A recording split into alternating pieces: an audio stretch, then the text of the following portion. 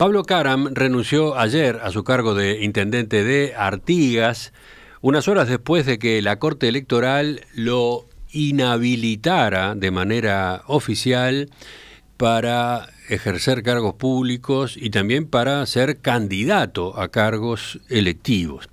¿Por qué? Por la condena que recibió en la causa por pago fraudulento de horas extra en aquel gobierno departamental. La Corte Electoral inhabilitó además a la exdiputada y sobrina del intendente, Valentina Dos Santos, que la semana pasada también fue condenada en la misma causa. Recuerden, Dos Santos tenía previsto asumir como jefa comunal en lugar de Caram, que iba a dedicarse a hacer campaña por una banca en la Cámara de Representantes. Como Dos Santos entonces no puede asumir la titularidad de la comuna, la intendencia quedará a cargo de la dirigenta Elita Volpi, que era la tercera en la lista de sucesión.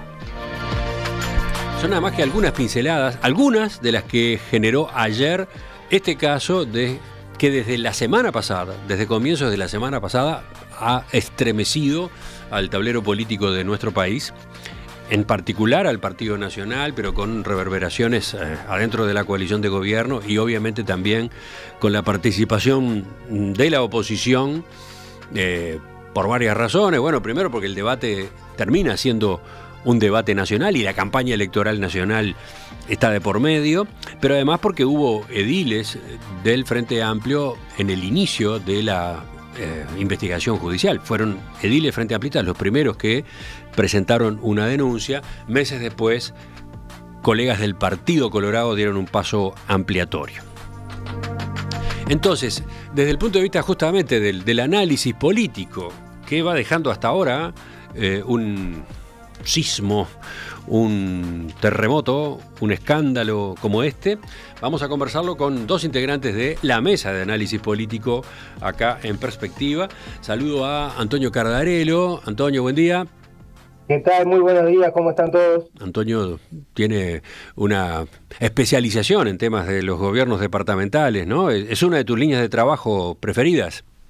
Sí, desde hace bastante tiempo venimos trabajando en el Instituto de Ciencia Política esta línea de investigación junto con otros colegas como Martín Freixedo en particular, y bueno, y también con Ernesto, con quien venimos colaborando hace bastante tiempo en el estudio de lo que pasa a nivel de los gobiernos departamentales y municipales.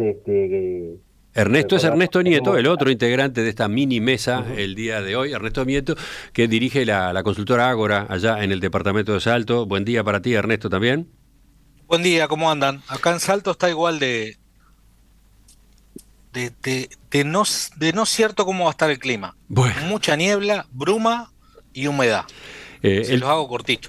El tema por el cual los convocamos tiene 20 facetas, difícilmente lo podamos abordar en toda su magnitud en estos minutos. Hoy tenemos un encare breve, pero bueno, empiezo consultándoles a propósito de eso. A ver, ¿qué magnitud le asignan a esto que acaba de configurarse en Artigas con su retaliación a nivel nacional? Antonio, en dos palabras. Bueno, me parece que tiene un impacto muy fuerte y más en la coyuntura actual, que estamos en pleno proceso de la campaña electoral, ahora ya rumbo a la elección nacional de octubre, y que podría tener derivaciones también para la elección departamental. Hay que ver en qué magnitud esto va a afectar a la interna del Partido Nacional. Lo que podemos apreciar es que hay una intención del Partido Nacional de desligar esto rápidamente del partido, de tratar de que afecte lo menos posible. Un Partido Nacional que ya viene de hace tiempo con algunas denuncias a nivel del gobierno nacional, ha pasado también en otros gobiernos departamentales, y la intención de Delgado como candidato del Partido Nacional ha sido tratar de separarse pese a la vinculación estrecha que tenía hasta hace poco tiempo, y que la podemos ver reflejada incluso en el resultado electoral en la interna del 30 de junio. Y a la interna del Partido Nacional, los otros sectores obviamente que están tratando de generar con esto algún tipo de reacomodo. Sí, están marcando perfil. Ha habido posicionamientos en los que, por ejemplo, el herrerismo o Alianza Nacional han señalado posturas diferentes, incluso muy severas, ¿no? Claro, este tipo de sucesos siempre hay que mirar las dos arenas, ¿no? ¿Qué pasa en la arena nacional, en la competencia entre los partidos, donde obviamente, aparte de las resoluciones que toma el Partido Nacional, está para ver qué hace el Frente Amplio, cómo trata de posicionarse el Frente Amplio frente a estos acontecimientos, pero también a la interna del partido, donde, claro, tenemos unos sectores que salieron muy debilitados por lo que fue la contienda electoral en la interna, y que, bueno, esta es una oportunidad para reposicionarse y mejorar su posicionamiento, a ver qué pasa incluso en el departamento de Artigas, dado que ni Karam ni Valentina Dos Santos podrían ser candidatos ahora en las nacionales. Hay que ver si Valentina Dos Santos puede ser candidata en mayo del año que viene, que podría indicarse que sí, de acuerdo a al tiempo de su procesamiento, pero esto puede llevar a que muchos dirigentes a la interna del Partido Nacional migren entre sectores, y me parece que esto es lo que está apostando algunos dirigentes del herrerismo de Alianza Nacional. Ernesto, tu respuesta a esa pregunta que hacía yo sobre la magnitud de este caso, pero ahora con una visión desde el norte, desde allá cerca justamente de Artigas. Sí, bueno, primero, es un caso grave, sí, es un caso grave. ¿El caso es único? No, no es único. Y acá viene lo principal de mi argumento. Cuando algo se repite, porque tenemos que recordar que creo que fue en el 2011 aproximadamente, otro ex intendente de Artigas fue procesado, Carlos Signorelli, cuando ya era diputado además, fue procesado por un caso de estafa contra la intendencia de Artigas. Ahora, ¿esto se encapsula solo en Artigas? ¿Es un problema que se repite en Artigas? No. Las raíces de esto son mucho más profundas y tienen que ver con algo sistémico, con algo que tiene que ver con instituciones que tenemos muy débiles en el nivel subnacional. Y después hay otro nivel, el nivel de la ciudadanía. ¿Nuestra ciudadanía considera, la de estos departamentos afectados, que estos son casos graves? Lamentablemente la evidencia que nosotros tenemos es que en algunas ocasiones, en situaciones más o menos similares, las ciudadanías departamentales no tienen la misma visión que tiene la ciudadanía o la opinión pública a nivel nacional. Es decir, hay como dos grandes dimensiones. La dimensión de las reglas de juego, de las instituciones. De esto se trata la filosofía liberal, de cómo poner los límites al poder y al abuso del poder. Y después la otra dimensión, la dimensión ciudadana. Creo que esto es una gran oportunidad para discutir estos temas. Ahora tenemos un pequeño problema, que cuando se da en medio de una contienda electoral, seguramente no tengamos la mejor de las discusiones, pero es una buena oportunidad. Sí, yo, para complementar lo que decía Ernesto, aparte de lo de Signorelli, tenemos el antecedente también en Artigas de Luis Eduardo Juan, el primer intendente tras la recuperación democrática, que en 1987 también fue sometido a un proceso de juicio político, que fue uno de los pocos que llegó a tratarse en el Senado, y donde la destitución no aconteció por un puñado de votos. O sea que es también, pero coincido con Ernesto que la explicación es más sistémica que de un caso en particular. Nosotros justamente el año pasado publicamos Pasa el chivo. Voy a pasar el chivo en el libro, en la investigación que hicieron, que organizaron Adolfo El Fito Garcés y Fernanda Boidi. Escribimos un libro sobre cuáles eran las debilidades de la democracia a nivel subnacional, y gran parte de nuestro análisis lo centramos en el diseño institucional y cómo las reglas, sobre todo la simetría de poder entre los intendentes y las juntas departamentales, es una de las explicaciones que tiene como resultado estos comportamientos, donde la capacidad de contralor de las juntas departamentales está muy restringida, ¿no? Y donde el intendente y su partido tienen un poder casi total sobre el quehacer político departamental. Hablando del tablero político en la zona, ustedes mencionaban a dos exintendentes, Luis Eduardo Juan y Carlos Signorelli, ¿no? Fueron consecutivos. Fueron los los últimos intendentes colorados, en un departamento con larga tradición colorada, ¿no? Durante buena parte del siglo XX, además, casi todo el siglo XX fue Colorado, Sí, Artigas. sí. Y un departamento que había aguantado las embestidas nacionalistas del 58 y del 89, era de los pocos departamentos. En el 58 fue el único que permaneció en manos del Partido Colorado. Y la alternancia se da luego, después de la caída estrepitosa del Partido Colorado, sí, en la elección de 2004, y en 2005 por primera vez ha habido alternancia. Y no solo ganó el Partido Nacional, sino que recordemos también, en 2010 gana el Frente Amplio, incluso lleva a la primera mujer intendenta de Artigas y una de las 3 primeras mujeres que accede a la jefatura de un gobierno departamental. Pero luego, en 2015, ya el Partido Nacional vuelve a poder con Caram, que es reelegido, y tenemos casi que, de acuerdo a los niveles de intención de votos hasta ahora, habría que ver qué pasa. Ernesto tiene más información porque Ágora trabaja también fuertemente en Artigas. El Partido Nacional se perfilaba como para ser un partido, transformarse en un partido predominante en el departamento. Sí, a ver cómo son esos números, Ernesto. ¿Cómo viene la Bueno, intención de voto dentro de Artigas? claro, el tema es, me gustaría saber cómo va a venir ahora, después de esto, porque en realidad lo que nosotros teníamos, y las internas lo confirmaron, era un panorama donde en los 2 escenarios en Artigas el Partido Nacional tenía la supremacía clara, tanto en el Claro, escenario nacional como en el escenario claro. departamental. Ahora, con los datos del escrutinio primario, una de las primeras cosas que podemos ver es que el Partido Nacional es ampliamente superior al resto de los partidos, ¿no? El nivel de los votos al organismo deliberativo nacional tuvo el 59%, y esa diferencia crece un poquito incluso más en el deliberativo departamental. O sea, hay más votos a las hojas departamentales, al deliberativo departamental, que va a definir la candidatura de los intendentes, y ahí está por encima del 60% de la votación del Partido Nacional respecto al 20% que tiene el Frente Amplio y al otro 20% que se reparten entre el Partido Colorado y Cabildo Abierto. O sea que Es hasta decir, ahora lo que el pasó en las resultado de la interna internas, era muy, muy contundente. lo que pasó en las internas es más o menos.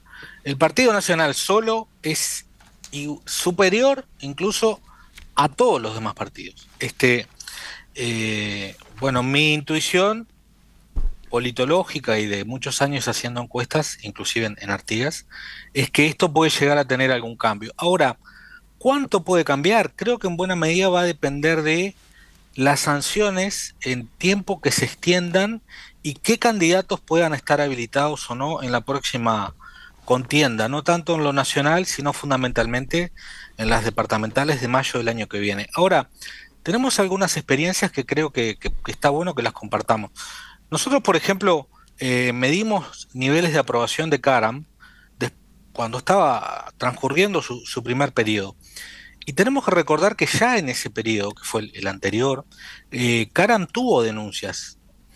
Esas denuncias no llegaron a ser por los casos que ahora se lo procesa, pero eran denuncias que tenían que ver fundamentalmente con compras, con el sistema de compras de la Intendencia de Artigas.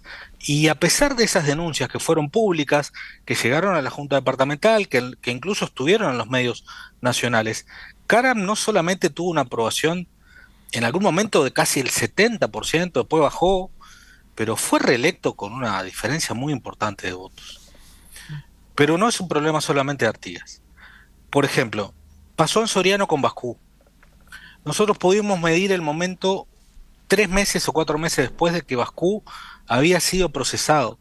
Más del 50% de los ciudadanos de Soriano aprobaba la gestión de Bascú. Y así podríamos seguir con algunos episodios. Es decir, esto refiere a la segunda dimensión, la dimensión ciudadanía, no la institucional, no la de las reglas de juego, sino la de la cultura política. Los ciudadanos uruguayos y fundamentalmente los ciudadanos del interior somos exigentes, establecemos límites, le pedimos a los gobernantes o les exigimos que no abusen del poder. Bueno, da la impresión que allí, yo estoy convencido, allí tenemos algunos problemas. Es decir, no tenemos niveles de una ciudadanía exigente que marque límites y fundamentalmente que sea capaz de sancionar duramente. Eso se relaciona, creo, con algunas cuestiones históricas de larga data, pero que tenemos que claramente mejorar. Nosotros no podemos tener ciudadanos que un intendente sea procesado y que lo sigamos aprobando tan alegremente, porque por lo general los procesamientos, por lo general, tienen que ver con el mal manejo de los dineros y con el abuso de poder. Y eso es exactamente contrario al espíritu de la democracia. Sí. Acá estamos hablando además de condenas, ¿no? Ayer el senador Heber en su discurso enfatizaba en eso, ¿no? Estamos hablando de funcionarios que aceptaron su responsabilidad, ¿no? En acuerdos para juicios abreviados. Y por otra parte, decía Heber, ahora sí, lamentablemente se puede hablar de un caso de corrupción que involucra a figuras del Partido Nacional, ¿no? Lo planteaba en esos términos, como de una queja, de un dolor.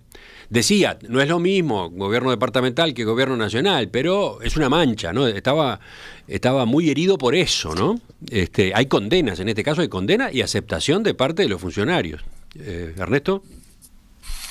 Bueno, obviamente ustedes lo mencionaban, tanto tú, Emiliano, como Antonio, los sectores al interior del Partido Nacional de alguna manera están queriendo marcar un perfil. Yo no diría ni siquiera marcar distancia, están queriendo marcar un perfil. A mí lo primero que se me ocurre con esto es, primero, la cuestión de que este sea el primer caso de corrupción en este periodo de gobierno. A ver, hemos tenido varias mesas de urgencia politológica analizando casos complicados. Entonces eso es un argumento político en campaña, parece que vale. Ahora, ¿qué vara distinta para medir, según la distancia con Montevideo, los posibles casos o casos de corrupción, ¿no? O sea que lo de Artigas es tremendamente grave. Bienvenido. Ahora, y lo que pasó o pasa, porque hay casos que no sabemos, en Torre Ejecutiva no es tan grave. La mirada montevideana y muy centralista también está allí presente, ¿no? ¿Qué diferencia para juzgar, según en donde sea? Esto de intentar cercar y, bueno, presentarlo de Artigas como algo poco menos que exógeno, como algo que no tiene que ver con lo sistémico, como que está lejos y, bueno, ahora sí hay un corrupto, lo dejamos, lo aislamos, los echamos del partido, de este lado quedamos los buenos. Bueno, eso también esconde una fuerte matriz muy montevideana en la cuestión. Y de un partido que es el partido del interior. Vaya contradicción, además, ¿no? Yo creo que eso está muy vinculado. Pesa mucho, me parece, la simetría entre los sectores y el hecho de que en Artigas el peso que tuvo Caram y el peso que tuvo la candidatura de Delgado es muy fuerte, ¿no? Es muy parecido el porcentaje de votos que tiene Delgado al que tuvo a nivel de todo el territorio nacional, y eso provoca también una reacción tan fuerte de estos sectores del herrerismo y de Alianza Nacional, perdón, que se sienten con más libertad para poder condenar y así tratar de lograr cierto reequilibrio a la interna del partido. En cambio, el gobierno nacional, condenar al gobierno nacional en cierta medida los afecta a todas las posibilidades del partido de mantenerse en el gobierno. De todos modos, yo bueno, justamente ahí, por ahí pensaba ir en el final o casi el final de este intercambio hoy con ustedes. Estamos preguntándonos, es muy difícil contestarlo hoy, pero el ejercicio es interesante, cuáles pueden ser las repercusiones de un episodio como este. Primero, el caso no está terminado aún, ¿no? Hay más funcionarios a los que la justicia debe indagar. Hay otros ángulos de este caso que todavía están pendientes de trabajo en fiscalía, ¿no? O sea que esto no se agotó acá, no está cerrado acá. Pero más allá de eso, por ejemplo, estos días cuando le preguntaban a Álvaro Delgado esto del impacto, la respuesta venía por el lado de todo depende de cómo reacciona el partido. Y lo dijo Delgado y lo dijeron otros dirigentes, ¿no? El impacto electoral, por ejemplo, depende de cómo el partido que se ve sacudido por un caso de estos reacciona, las decisiones que toma. ¿Ustedes cómo están observando eso? La reacción a nivel partido. ¿Quién empieza? ¿Antonio? Sí, Ernesto. sí. A ver. Dale, A dale, nivel, dale. a nivel partido, yo creo que se hicieron dos pasos que fueron bastante sincronizados y muy rápidos. Desde ese punto de vista se actuó bien, porque la primera reacción de Delgado y la del propio presidente de la República sobre el fin de semana pasado fue hablar poco o nada. Después vinieron los hechos muy difundidos durante el fin de semana y después rápidamente esta cuestión de cerrar filas en torno a, de alguna manera, intentar presentar esto como un caso excepcional, yo lo diría así. Este, si bien es cierto, Valentina Dos Santos renunció al Partido Nacional, ya no la consideran una nacionalista. Pablo Caram todavía no renunció, pero está en duda siquiera si lo van a recibir en el Partido Nacional o si van a proceder de hecho. Entonces, en ese sentido, da la impresión que el Partido Nacional procesó rápido y de acuerdo a su lectura, de una manera bastante ejecutiva, cómo intentar sacar esta. Ahora, está bien que el Partido Nacional así lo diga porque está en campaña, pero hay una dimensión que no puede manejar el Partido Nacional, que es la dimensión de la opinión pública. Y ahí el principal problema del Partido Nacional no es con la oposición tampoco, es básicamente con que la información circula y circula por todos los medios. Y a medida que sabemos más, la situación se torna tan grave. Tan grave es que podemos llegar a encontrarnos con que dentro de unos meses quien asumió como intendenta también sea procesada por otra causa y que se tenga que recurrir a otro en la extensa lista para ver quién ocupa el cargo. Entonces, las cosas que el Partido Nacional puede manejar son bastante limitadas, porque en este caso como en otros, bueno, la opinión pública hoy tiene tanta variedad y diversidad de mecanismos para informarse y para conectarse, que en realidad se puede intentar apagar el fuego con las herramientas institucionales de un partido y no. Se puede intentar disimular y llevarlo lo mejor posible, pero no apagar. Tú lo decías, Emiliano, esto va a seguir. Y en los próximos días vamos a tener, seguramente en pocas semanas, vamos a tener más repercusiones. Y además la prensa, y esto es bueno en una democracia, se va a meter, va a indagar y vamos a encontrar muchas cosas que van a ser sorprendentes. Y esto va a seguir impactando ante la opinión pública. Entonces, Nos dejás bueno, intrigados con eso que decís, pero voy a escuchar a Antonio ya con su última intervención. Sí, yo creo, coincido con Ernesto que el Partido Nacional se apresuró a tomar, en parte urgido también por el momento que estamos en la recta hacia la elección de octubre.